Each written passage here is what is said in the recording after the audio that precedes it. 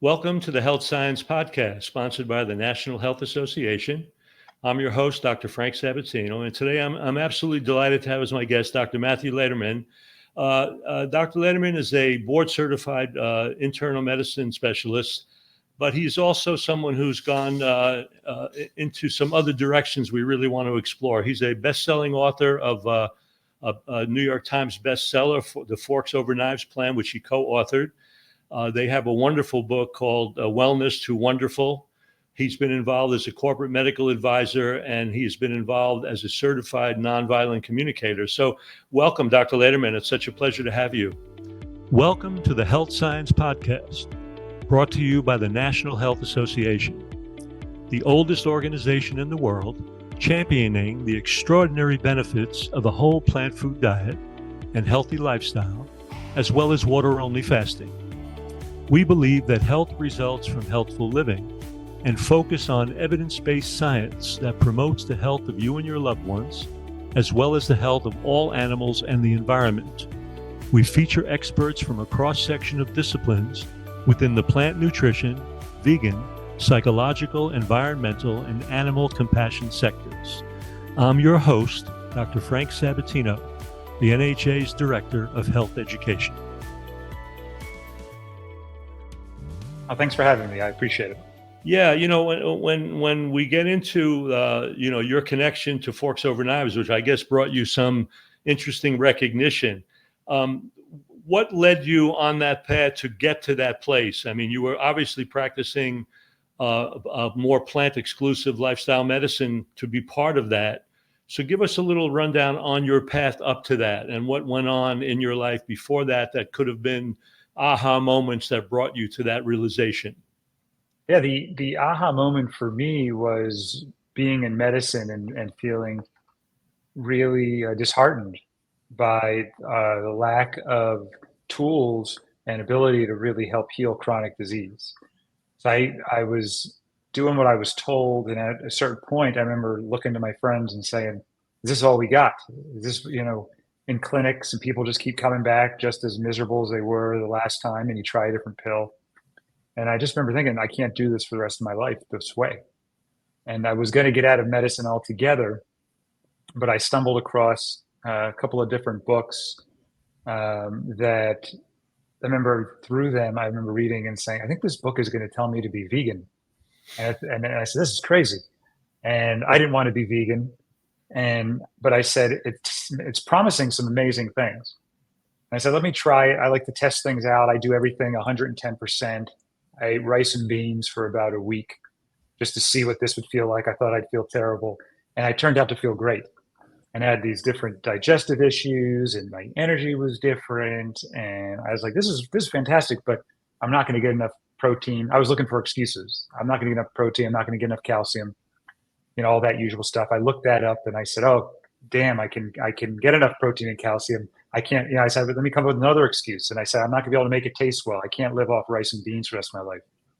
And then I got a cookbook, and it took me about 5 hours to make this shop for these ingredients for French toast that I'd never made before. Vegan French toast. And without eggs. I said, this is amazing. So I tried that and I said, this is delicious. So I ran out of excuses, and I basically said, I'm going to be whole food plant-based unless there's something that I can't do with these plant-based ingredients. And then I'll go back to, I'll use animal products as a last resort. And that was a couple of decades ago, and I haven't found a need to go back. And, I say that a little, jokingly, but now I would never go back. But that was sort of my path of getting out to the plant-based diet. And then I said, now I got to be able to take this to the patients, because I felt amazing so quickly, right, and saw the promise of what you could do. So that was your first exposure to the idea that you no longer had to be just a disease manager, could help people take a really autonomous step in their own recovery, and that major problems were actually reversible and not, just something that I had to live with, which must have been a really big realization coming from your very orthodox training when you think about that.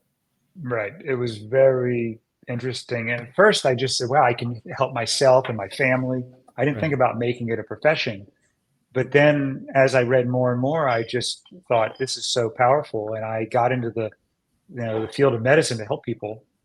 So why not do that? And that's that was the challenge, was how do I do this make a living out of this? And that's where I actually reached out to John McDougall, and he was, really near and dear to me, and losing him was pretty impactful. But Yes, it was a big blow, absolutely big blow. I blow. agree with you. Yeah, and one of the most amazing guys. I emailed him, and I still have the email that I sent to him, and I said, "Hey, I got to get out of this, conventional medical practice. Can you help me?" And he said, "Come on up to Santa Rosa, spend some time with me." And I got to spend a lot of time, went to a bunch of his programs just to sit with him and learn with him. And he really showed me how to analyze studies more critically, look at what the industry's doing, the pharmaceutical, food industries, see what they're doing and be able to read through all that. And then how to apply this and essentially potentially make a living doing this. And that's what I started doing. We opened a concierge clinic, me and my wife. How did you find your way from that into the Forks Over Knives movie? How did that happen? That's so Brian, who was also had met with John McDougall, who's the executive producer of Forks Over Knives, was connecting with John. And Brian was looking for a doctor in LA, in Los Angeles, that was practicing this way. And John gave him my name, and me and Brian really hit it off and have been friends ever since. We see everything, things very similarly. So it was a really great match. Yeah. So Matthew, you were talking about, the co-producer was a good friend, and he was looking for a physician like you in the LA area, and that's how you found your way into the movie. Yeah. So Brian, who's the executive producer of Forks Over Knives, went to John McDougall and said, "Hey, do you know anybody in Los Angeles that practices this way?" And that's when John introduced me to Brian. Okay. And that was a big step. That became such a groundbreaking movie in its own way. You know what I mean? And then that led to you writing the Forks Over Knives plan, which became an absolute bestseller, which is remarkable in itself. Yeah, very exciting. We had no idea back then. It was basically, this guy that wants to, try and do this movie and see these patients. And there was lots of people at the time that were talking about documentaries and can you talk, do a little piece here or there, but I had no idea it was going to be as big as it was. Right. Did you actually interface with Esselstyn and Colin Campbell while you were doing that? Yeah. Yeah. Yes, we got to interact, and I had interacted with them before. Right. Really, really enjoyed them both. Great, just such nice people that really just want to help others and get the truth out there. Yeah, they're both remarkable. I've seen them both speak very recently. Both of them are like 90 and 91. They don't miss a beat. It's unbelievable. Their cognitive presentation is so tight and clean and clear. It's remarkable. So they're a real testimony to what this lifestyle is really all about. Actually, they're a really good testimony to that. I'm here with Dr. Matthew Lederman. We're going to take a very short break just to hear from our sponsor, the National Health Association, and we'll be right back. You're listening to the NHA Health Science Podcast. Dr. Frank Sabatino here. Are you ready for an extraordinary adventure that combines relaxation, exploration, and vibrant health? Then set your sails for the NHA plant-exclusive cruises. Imagine cruising through exotic destinations, savoring delectable plant-based cuisine, and engaging in rejuvenating activities, all while surrounded by like-minded individuals passionate about health and wellness. These cruises offer more than just a vacation. They offer an opportunity to immerse yourself in the NHA's principles of healthy living. And they rank incredibly high on the ratings of eco-friendly cruise lines. We all know how important our oceans are, and our cruise partner, Windstar, is fully committed to this. Join us aboard our upcoming plant-exclusive cruises and experience the synergy of health and leisure. Delight in gourmet SOS-free meals prepared by talented chefs. Attend informative workshops and enjoy the serenity of the sea, all tailored to nourish your body, mind, and spirit. For more details and to reserve your spot on our next adventure, visit healthscience.org and click the link under travel. Don't miss this chance to indulge in a wellness retreat like no other. Elevate your well-being and make memories that will last a lifetime. And remember, your feedback matters. Please take a moment to leave a rating and a review wherever you're listening to the NHA Health Science Podcast. I'm Dr. Frank Sabatino, your host. Now, back to the show. Welcome back to the Health Science Podcast. I'm your host, Dr. Frank Sabatino, and I'm here with Dr. Matthew Lederman, who is the best-selling author of the Forks Over Knives Plan and Wellness to Wonderful. Matthew, let's move on from there because I want to get into what has become, very passionate for you in terms of nonviolent communication, some of the mind-body techniques that you really help people with tools to really process pain and stress and some of these very, deep-rooted issues that are at the heart of so many of our major pathologies that many times are overlooked in mainstream approaches. So I noticed that one of the things that got you turned on was that when you came upon your own health issue with some spinal and back issues where you thought you had no choice but to do surgical intervention, and you were and you had ticked off a lot of these lifestyle boxes that were very positive, but yet you still hadn't done that, still hadn't been able to overcome that. And it got you in this direction of pain reprocessing. And then obviously some of these autonomic approaches to really help people really deal with their pain and discomfort. So talk a little bit about that evolution, and let's get into how that became part of your drive into the nonviolent communication field and all of that. I'm very curious about that. Yeah, I'm glad you're open to that because I was the first person to be skeptical, right? Just like I was with the diet and thinking, there's no way a diet can reverse all these diseases. Otherwise, everybody be eating this way, right? Everybody be talking about it. And at the same, when someone told me way back when, hey, Matt, maybe your back pain has sort of a central nervous system, a mind-body component. I said, oh, that's hogwash. Pain is real, and don't tell me it's in my head. But I'm also the person who's curious will read about it and learn about it. And when they described in one of these books, they described a person that was exactly like me, the personality traits, the issues. And I did it. I said, I got nothing to lose, right? Let me try it. And I was able to take back pain that had been to the point where I was exploring surgery for many, many months, 6 months.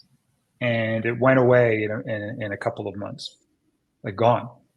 And I said, again, this is something that we need to add to our arsenal to help patients with, because I had the perfect diet, the perfect amount of sleep, the perfect amount of exercise. I was doing everything by the book, but I had this other piece that wasn't responding to those interventions.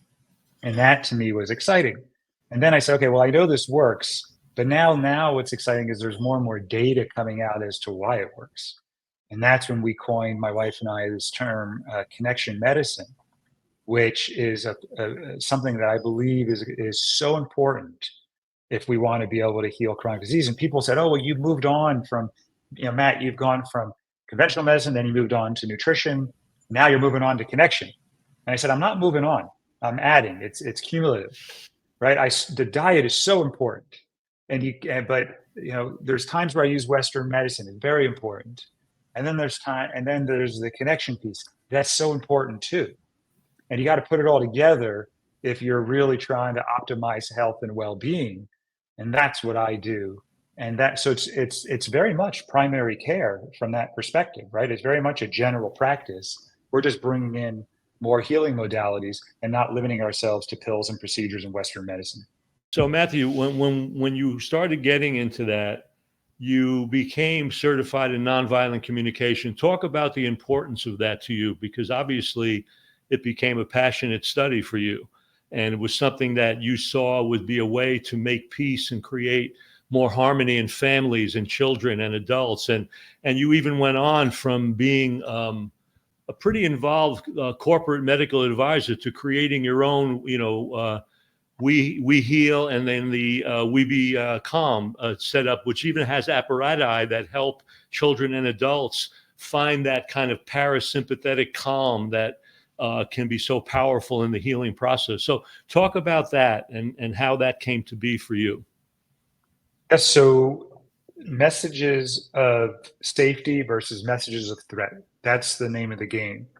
We're constantly scanning our environment subconsciously, People will say, what do you mean I don't feel unsafe? I feel safe. And I say, it's not about what's in your head. It's the part of you that can drive to the store. You get there, you have no idea how you got there. You just sort of were not paying attention. Your body took over. Everybody's done that where they keep driving and they miss their turn, but somehow they didn't crash their car, right? They just sort of, their body took over. That's happening underneath at all times. And that's the part that's trying to assess if we're safe or is there some sort of threat. What happens when we believe that there's threat is it has an impact on our bodies at all levels, at the cellular level with the inflammatory cytokines, at the hormonal level with adrenaline and cortisol, blood flow levels, at the mitochondrial level as far as what they're doing, at the transcription of genes, right? It's sort of the epigenetics. So based on how we interpret our environment, we're going to turn certain genes on and certain genes off. All of that is happening in an effort to protect us from perceived threat. So what a lot of people are doing right now is they have this system turned on all the time. And when that happens, it's like fertilizer for chronic disease. So we want to be able to turn on our threat physiology. Inflammation is great, but chronic inflammation is a problem. Inflammation is great to heal tissue damage, and then we come back and turn it off. So what we don't realize though is how are we getting these messages of threat? It's not like there's a lion in our office that's threatening us. It's not. But what people didn't realize is that emotional threat and mental threat has the same impact on our body physiologically as physical threat. So essentially, whether you're seeing a tiger or you're worrying about a tiger in the future, your body treats that the same way, right? So now, knowing that, how do we give people messages of safety, almost like nutrients in food? You want nutrients throughout the day of your, from healthy plant foods. You want to get messages of safety like those are nutrients throughout your day. So if you're working back to back to back to back, hour to hour, and this intensity, your body is perceiving that as a threat, essentially. People then turn on physiology that promotes disease. And what is exciting to me about the nonviolent communication is that how we think and how we perceive what other people tell us can also turn on that physiology. So if you think that that person is mean or a jerk, and you sort of alienate yourself from that person, or you judge them, or you think there's such a thing as that's the perpetrator and I'm the victim, all of this way of thinking increases threat physiology. Similarly, if someone says something to you and you feel hurt, blame, shame, guilt, again, it can turn on threat physiology. That's what's so exciting to me, is that how you think, how you talk, and how you translate what people say can turn on different systems in your body that promote chronic disease. So it's so important to eat healthy because that can turn on a lot of these same systems, but also how you think and how you learn to talk and interpret what people are doing and saying. And the nonviolent communication is very important as far as teaching me how to retrain how I think and what I say. And I could get into more about that, but does that make sense, or is that way Well, it makes total abstract? sense because I spend most of my life dealing with stress-related problems and teaching people how to deal with those issues. What I like about what you've done, though, is that when you talk to people about that, they have some sense that they're turned on into this fight or flight mode on a regular basis. What they often lack are the skills and tools for how to turn down that physiological system. What I like about what you've done is that you've created actually a body of tools, almost like a combination of, cognitive behavioral therapy, mindfulness, breathing, all of these things that we know can enhance that parasympathetic side of the equation that brings a sense of calm. But you've actually created a set of tools to do that. So talk a little bit about those tools, even the We Become, which is a really interesting way for children almost instantaneously to turn off that threat physiology that you call threat physiology. Can you talk about that just a little bit? Yes, so the We Become device is a tool where we gamify learning how to breathe in a way that turns on the parasympathetics, which is the safety physiology, Right. and sort of says, hey, it says to the sympathetics, which is your fight flight, we're okay right now. Because you can't think you're safe. You got to give messages to the central nervous system that you're safe. One of the best ways to give your central nervous system a cue of safety is through prolonged exhalation. Another one is through focused attention. That's why mindfulness is one of the reasons why mindfulness is so effective. Another one is auditory regulation, like white noise. What we did was we put those three together into a single device that slows exhalation, and then you keep a ball aloft based on the exhalation. So as you're exhaling, it holds a ball up, and the kids have to focus on keeping that ball up for a certain amount of time, which requires them to exhale for a certain amount of time. And you can't blow out fast and keep the ball aloft for the amount of time that you need to. So for example, a 7-year-old, we say, try and hold the ball aloft for 7 seconds. Now they're blowing out slowly. They're focused attention on the ball, and there's white noise that comes out of the end of the device that they can associate with these calming experiences. Put those three together, and then it teaches them, because a lot of kids don't have any tools to calm. Right. For me, it was my parents yelled at me to calm down, cut it out. Just calm down, right? Just calm down. Just take it. Just breathe. That was another one. Just breathe. I'm like, I am breathing. What are you talking about? Right. So this is a great way. So now with kids, including our kids, once they do it enough, they train themselves, and we'll actually tell them, take a wee breath. And even if they don't have the device, they've now trained themselves over time with the device, and they know what to do. Yeah, well, it's a major biofeedback instrument is what it is, and so it's great because you're training them how to go beyond the instrument. Let me ask you a question though, with adults too that you counsel. We know, and you made the point, that when it comes to these kinds of threat stressor physiology that's turned on relentlessly, it has a lot to do with the perception of events, not the events necessarily themselves. So as you work with people, do you have to go some further steps to not only get them to be able to have this biofeedback for relaxation, but to literally help them change perception? How do you work with that? Let's talk about that a little bit, because that becomes such an important part of this. Right. So that's an important piece. The breathing is what we call regulating of the nervous system, so that you can actually start to connect to it and do the work that you're talking about.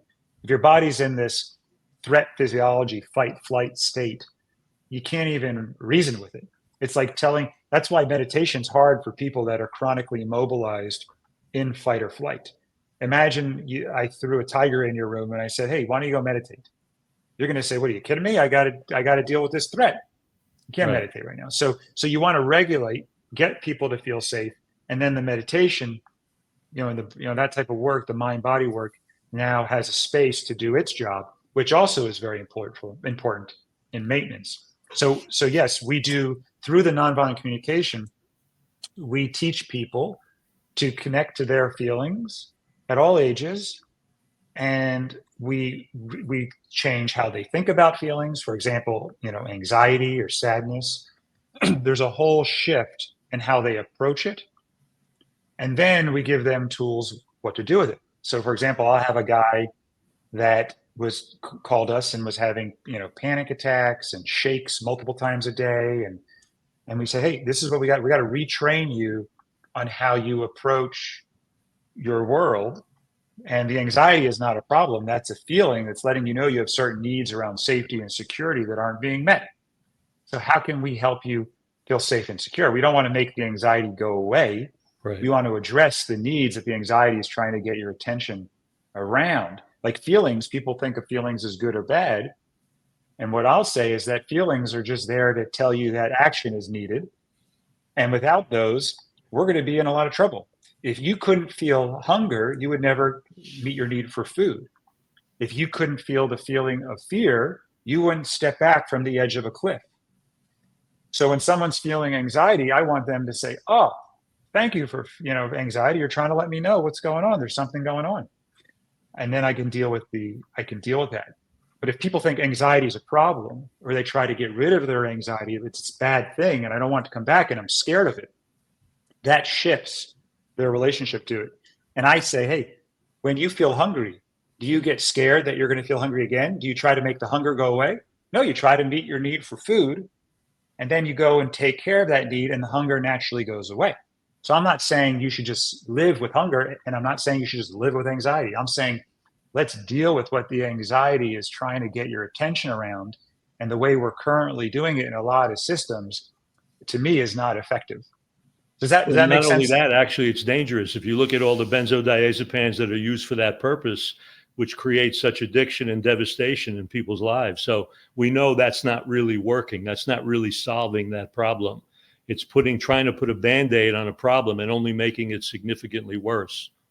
Yeah, and I agree with you. And I think that sometimes when I talk about anxiety, people will misinterpret what I'm saying and think that I'm saying there's no anxiety disorder, or there's, anxiety is not a problem. I'm not saying that. What I'm saying is let's think about and sort of reshape how we treat feelings. Right. And then the fact that you're feeling anxiety most of the day means that your need for safety and security and stability is not being met most So of the day.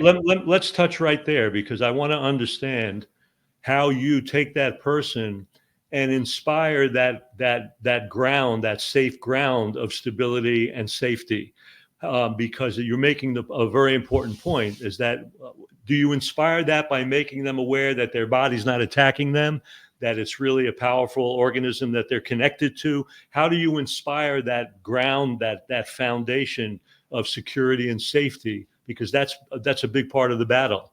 Because from there, they can then process and work in a very constructive way, knowing that there's not threat around them. So how do you inspire that sense of safety and security? And it really depends on for each person, what's stimulating anxiety is different.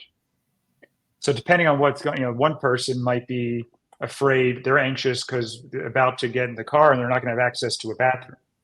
Another person's worried that they're going to be physically attacked. Right. Another person is worried they're going to be stuck in a group of people and not know what to say. So it really depends on so I say, okay, we're feeling anxious. Let's not stop there, and let's not medicate the feeling for the middleman. Now some people, maybe they need medication because it's so overwhelming that just to be able to work with this, we need to tone things down. But I don't think medicating feelings long-term is what makes people happy or what they really want. They're just doing whatever's offered. I think if we can address whatever your need for safety, what's coming up around your need for safety, let's do that. So you see, it's dependent. And the same thing with someone who's feeling sad or depressed or chronically irritable or angry, right? Sadness is another great one.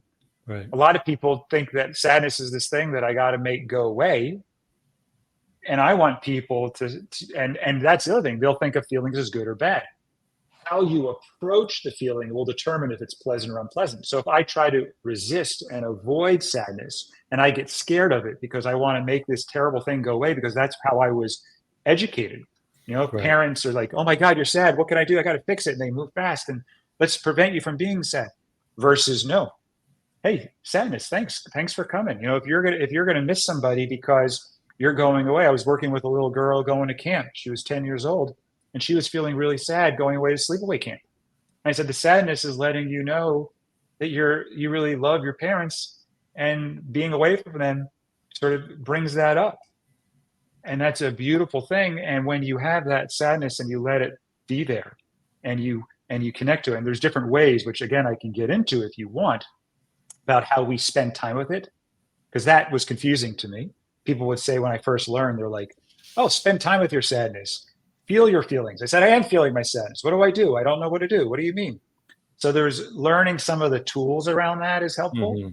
But then what happened was they started to embrace it, and they got it. They were happy when it came. They let it flow, and then it moved on.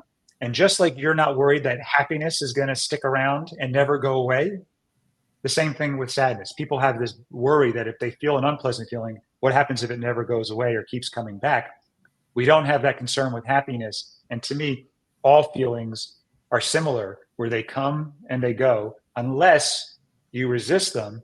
And then they keep banging, almost like a kid that you're saying, don't come in this room.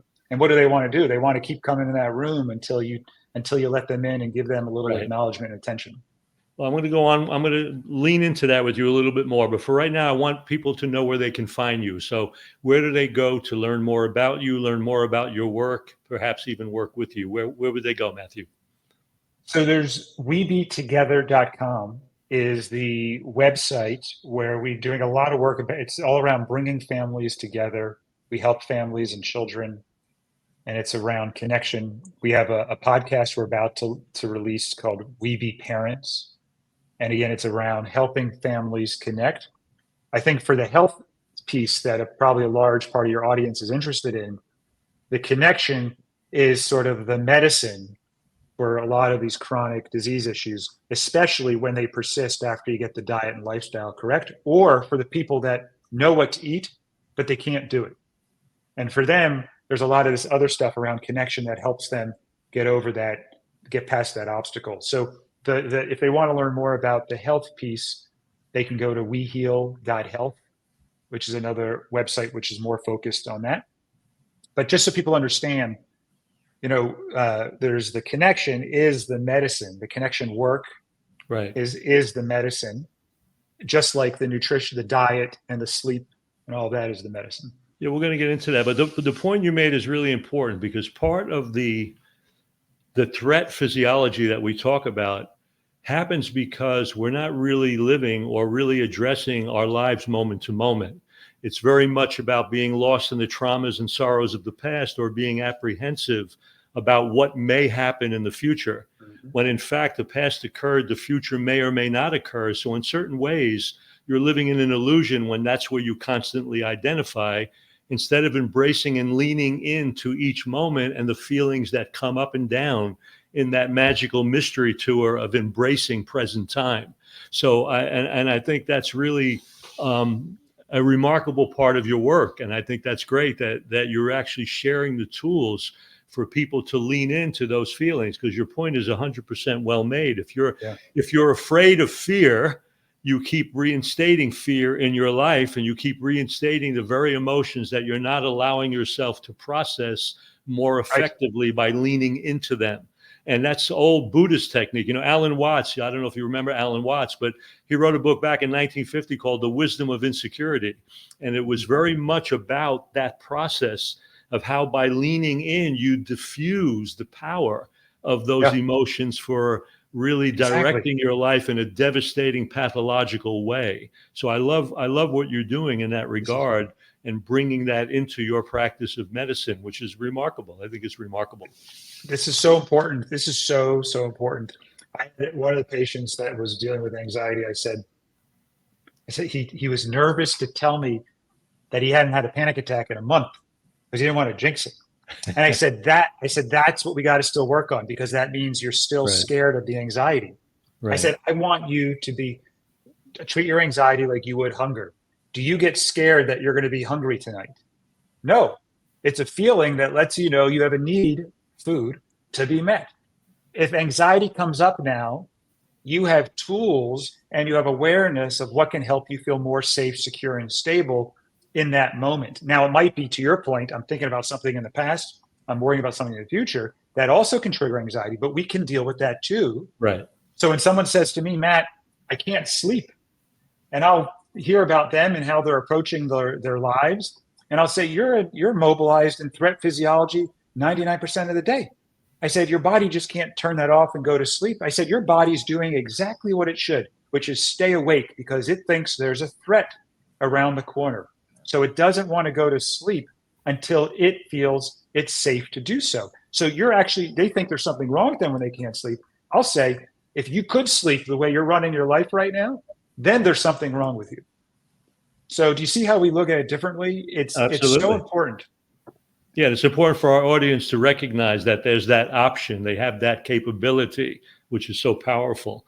Let me move on, because this leads up to basically creating what you call a wonderful life. So let's talk a little bit about wellness to wonderful, because I really thoroughly enjoyed an interview you did with Chef AJ talking about these pillars that are assessments that you make internally and externally in those internal and external worlds that we live in, that are both biological and physiological parameters, and then more connection parameters with family and friends and work and things of this nature. So you made the very important point that a wonderful life is based on the interdependent flow of those assessments we make in those pillars of change that allow us to assess where we need work, where we need to pay attention to, the things that are going to round out a more successful and wonderful life. So before we start that, why don't you just give me your definition of a wonderful life? Let's start right there. The simple way, it sounds sometimes a little too good to be true, but what I would say is if you could walk around and if somebody goes up to you and says, "Hey, Frank, how you doing? How's life?" You say, "Life is pretty damn good," with a big smile. And you can say, "You know what? I have my ups and downs and I get through them, but overall, I'm really enjoying life. It's just a great day today. I'm looking forward to tomorrow. And it's just pretty damn good." That to me, right? I feel good. Right. I'm happy to be here. I'm optimistic and hopeful, right? I'm expansive. I'm connected, right? To me, that's life is wonderful. And what I want, and my dream for everybody, is I want you to know that you can get there. And I want you to be aware and have some idea of what needs to happen to get you there from where you are today. In other words, imagine that happening where you're walking around and just high-fiving people. Life Right. is pretty damn good. And then where are you today? And whatever is the gap between those two places, that's where we want to put our attention so that we know where to focus. And for some people, it's chronic pain is one of the big things they want to deal with. Someone else, it's sleep. Someone else, it's panic attacks. But if we start to get us closer and they say, hey, if I just got a little bit less anxiety around people, that would get me closer. And then once we deal with that, we do another assessment. Okay, are you there yet? No. What's still preventing you from saying life is wonderful? And until we can walk around saying life is wonderful, my job is not done. And for most people, it's a lifelong process. But by working with us, we do a lot of coaching. They get a lot of the skills, and then they do a lot of this is they do the work themselves. And that's a big paradigm shift too, right? You don't go to me for me to heal you. Right. You go with me to support you healing yourself. Matt, let me ask you a question, because part of those pillars that you talked about are things that involve our relationship with some things that are outside of ourselves. For example, our work relationships or the jobs that we do. Sometimes the community connections that we have. Sometimes in a relationship with a partner or a family member, where the person may actually feel that it's almost difficult to make the change that will reinforce their own health and well-being. Talk about those situations where there are those conditions where you feel that you're almost locked into them. They're almost unchangeable. Maybe you're at a job because you've been at this job. You don't feel like you can leave this job because you're putting food on the table for your family, but yet it's not really supporting your wonderful life. Let's talk about those things that feel more intractable to people and how you would help somebody deal with that. Right. Well, first thing I do is I shift them from a victim framework to an empowered framework. And we always have choice, even if we don't like our choices, to say, for example, I'm choosing to work at this job that I really don't enjoy because I can't think of another way to make money right now. Right. I'm going to continue working in this job to keep making money, even though I don't like it. And then I would say, and I'm thinking about this work, and right now I want to spend more time thinking, is there any joy that I can get out of this job? Are there any needs other than making money that I'm getting out of this job? Maybe there's not. And then you have to say, okay, well, what do I want to do? But more importantly, just connect to the fact that I'm choosing and I can't think of a better way to meet these needs right now.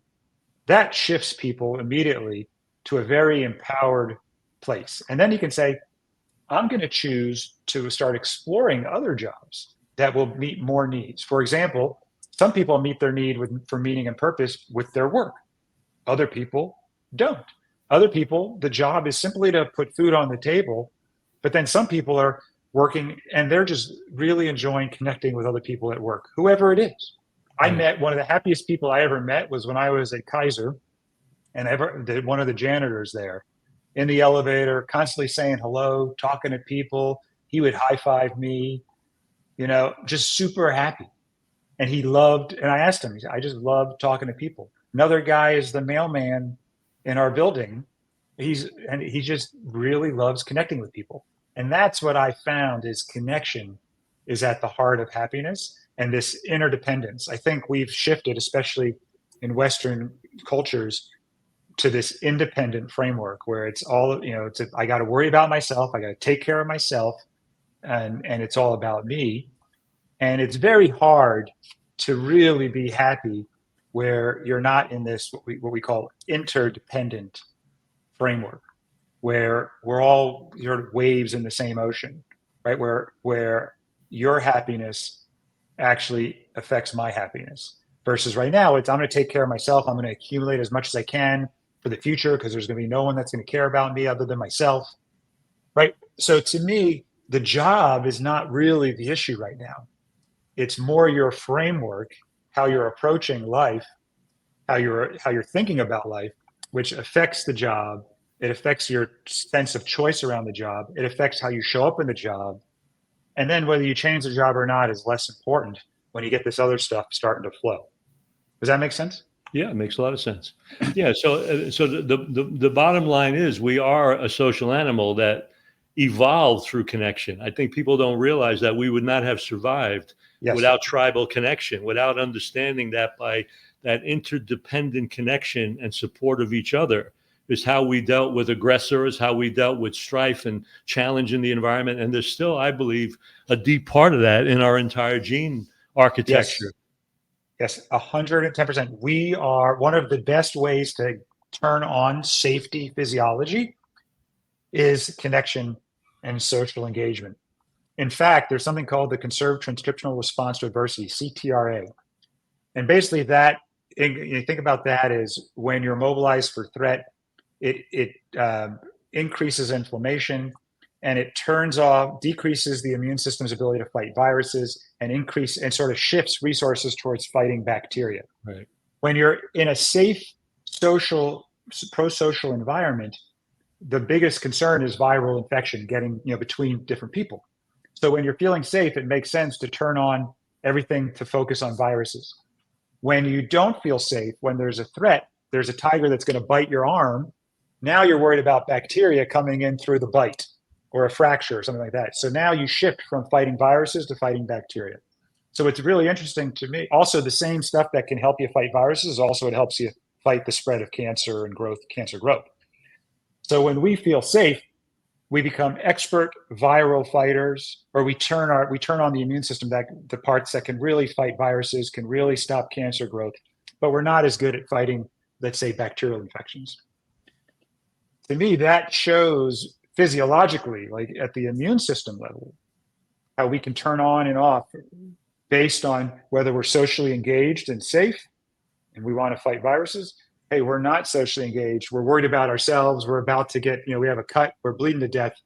Let's focus on ourselves right here. But what you want to do is be in this socially engaged state as much as possible. But it's cool, right, to see the immune system and at the cellular level. There's no question. And it also speaks to the power of this lifestyle in the sense that when you make decisions for how you're going to live, even how you're going to eat, you realize that becomes connected to something much bigger than your own kitchen and the borders of your own plates. It affects climate, it affects environment, and affects the rights and lives of animals and creatures around. So it fosters a mentality of connection, which was what was always attractive about this way of eating and living to me. Without getting into all the other social ramifications, it had that sense of, when we make a decision, how does it not only affect our own personal health, but what is the impact on everything around us? And to me, that is the essence of spirituality. It's not a religiosity. It's understanding that when we make choices, it affects things other than ourselves, environment, animals, etc. So it's a big part of the spiritual focus of even this way of eating and living. And most people don't spend much time talking about that, but it's really a very powerful part of this plant exclusive lifestyle if you allow yourself to really see those deep connections. I like how you said that, and I agree 1,000% there. I mean, to be able to connect with other people, to care for other people, to care for all of the life on this planet, we've lost, a lot of people have lost sort of that awareness of the impact of their actions on others. They're so focused on what they want or what they don't want to happen, Right. that they lose the awareness that there's other people involved and that I can't win when other people lose. I think I can sometimes if I'm disconnected, but in the end, I can't win if other people are losing as a result of my win. Yeah, and the funny thing is the way we label disease feeds that, meaning that, as you know, well known, when someone has a primary or amazing pathology, your world gets smaller. You become incredibly self-centered because you're so concerned about your own survival. And so when we start labeling people diabetics, they're no longer the person that they are. They now have become the definition of some pathology that only shortens and narrows and kind of confines their perception more and more. So the work you're doing, the work we do in expanding people's consciousness and perception of themselves as dynamic, autonomous beings capable of living happy, joyful, wonderful lives beyond the definitions of disease that we tend to try to lock them in on becomes a very big part of healing. It's very, very, very important. Very well said. I agree. And I think it's a disservice the way we talk about disease. I mean, all diseases are a continuum. Right. The insulin resistance and blood sugar elevation that happens to call someone diabetic, it's not like one day they were perfectly healthy and the next day they're diabetic. Right. It's getting, their body's trying to keep up to the point that it gets flooded and it's overwhelmed, but we're pretty far in on the sort of the lifetime of the disease. Same thing with cancer, right? Cancer is what, 10 years old before our devices can really detect it. Right. So I tell people, you already haven't, if you're eating the American diet, if you're stressed, right, and totally disconnected and always in this threat physiology, you have insulin resistance. I mean, pro-inflammatory cytokines from threat physiology keeps the sugar in the bloodstream, which is not good if you're diabetic, but it is good if you need fuel to fight a threat. Right. Right. So to me, whether you have, I tell everybody they got cancer, everybody got insulin resistance, right? Everybody's got heart disease.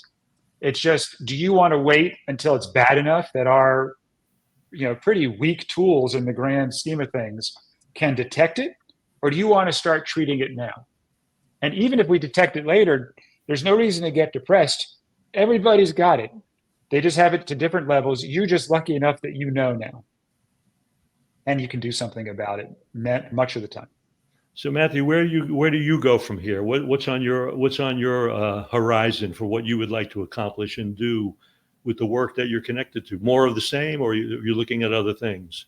Yeah, I would love to bring this awareness around connection and bring skills and support for people that are interested in it to the masses. One of the challenges, sort of like it was funny, when I was dealing with diet, a couple of decades ago, the people, I mean, it was just crazy, right? What do you mean diet? This plant-based diet, what are you, nuts? I was this weird guy that was telling people to change their diet and it can reverse disease. Now everybody's saying, of course, plant-based diets are helpful. What are you talking about? Like they always knew it. So I'm sort of feeling the same with this connection medicine piece where people are like, yeah. I know it's nice to, talk nice, whatever, but it's really not that, it's sort of fluffy. And I'm like, no. Now, this is serious. There is clear medical science that it affects physical disease outcomes and is a must do if you really want to reverse chronic disease, feel great. Like I said, a lot of people I see are struggling to make the dietary changes that they know they should make. And there's reasons for that. Right. It's not that there's something wrong with the person. And if we can deal with those issues, we can overcome those obstacles. Yeah, So I want to bring that to more and more people. You're dealing probably with the most important paradigm shift. I really feel that. Before we break, as we wind down, do you have any final words you'd like to share with the audience out here? I would love people to explore this further, right? Don't just take my word for it. And there's a lot of people I talk to. It's funny. They'll come to us with medical issues and we'll start talking about connection and they just won't want to talk about it. Sometimes it's because there's some deep trauma in there that's just so Right. uncomfortable. It's protective. Other people will say, oh, I'm really connected. I'm fine. Right. And they don't understand really what we mean by connection, the ability to share authentically, to share what's inside of you, to not just worry about being polite, not doing things out of fear that you're going to lose the relationship or you're going to deal with their reactivity as a result, right? How can you be more authentic, more honest, more open, more yourself in a way that doesn't alienate people, but actually brings them in? Like, to me, that's a really hard skill. It's something I'm still perfecting. It's not about, do you go out on lots of dates or do you have lots of friends that you go to the bar with? That's not what I mean by connection. I mean the ability to really share what's in your heart and put that out there and trust that it's going to be embraced. And if it's not, you can help the other people embrace it. And that's what's exciting for me. It feels great. It's changed relationships in my life with friends, with my wife, with my kids. But then it also changes disease outcomes. So to me, it's like a triple threat. Well, I can't thank my guest, Dr. Matthew Lederman, enough for joining us today and sharing this vision of connection, this new paradigm of really creating high-level health and helping people be autonomous and helping people make the choices to improve the flow and dynamic of a healthy, joyful, and happy life. And I want to thank everybody that joined us today, because without you, we can't do what we do. And I want to thank you for being part of this very active, healthy community. And on behalf of the National Health Association, I'm your host, Dr. Frank Sabatino, and I look forward to being with you on the next episode of the Health Science Podcast. Thank you so much, Dr. Lederman. Thank you for having me. I appreciate it. You've been listening to the Health Science Podcast, brought to you by the National Health Association.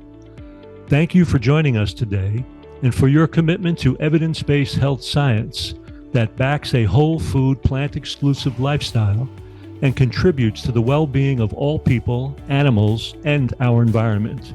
I'm your host, Dr. Frank Sabatino. Be sure to leave a rating and a review, and we'll see you on the next show.